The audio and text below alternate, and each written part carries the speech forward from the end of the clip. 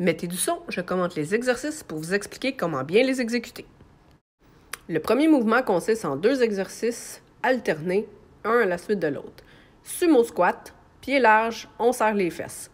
Vous allez penser de vouloir déchirer une feuille de papier sur laquelle vos 2 pieds seraient disposés.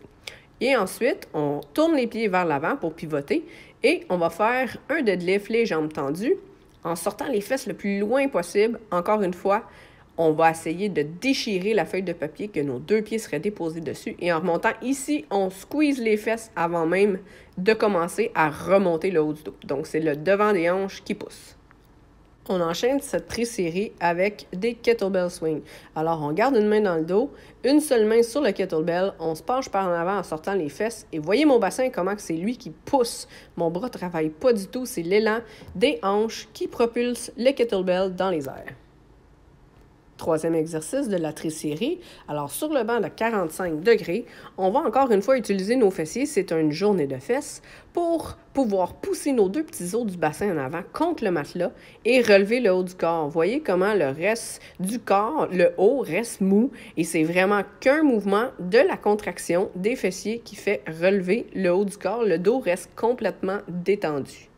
Voici le premier mouvement de la deuxième trisérie, un hip thrust, mouvement que j'aime beaucoup pour les fessiers, que j'exécute sur la machine à leg curl. Alors on s'installe, comme vous pouvez voir, avec le coussin sur les os du bassin en avant et on essaye de contracter pour rapprocher, en même temps faire un peu d'abdominaux, en squeezant les fesses le plus possible si on veut rapprocher la cage thoracique du bas du bassin, le pubis. Deuxième exercice de la deuxième trisérie, sumo squat avec la bande élastique autour des genoux. Encore une fois, on veut pousser dans le plancher comme si je voulais déchirer le tapis gazon et pouvoir garder les genoux en ligne avec les orteils. Je monte ici qu'on sort les fesses le plus loin possible en arrière. Ici, je squeeze les fesses et je remonte. Donc, on pousse toujours contre la bande élastique et on garde la contraction des fessiers tout le long du mouvement. Troisième exercice de la dernière trisérie, deuxième, on rentre dans l'élastique au niveau des hanches et on va se positionner en position deadlift stiff leg. Donc, les jambes sont seulement les genoux débarrés, mais pas pliés. On sort les fesses le plus loin possible. Regardez comment ma tête descend en même temps pour que la colonne reste parfaitement droite.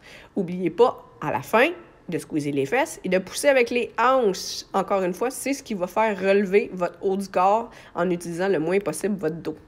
Partie cardio, on monte les marches 2 par 2, pousse avec le fessier comme si je faisais du patin pour me propulser et en même temps extension de la jambe en arrière.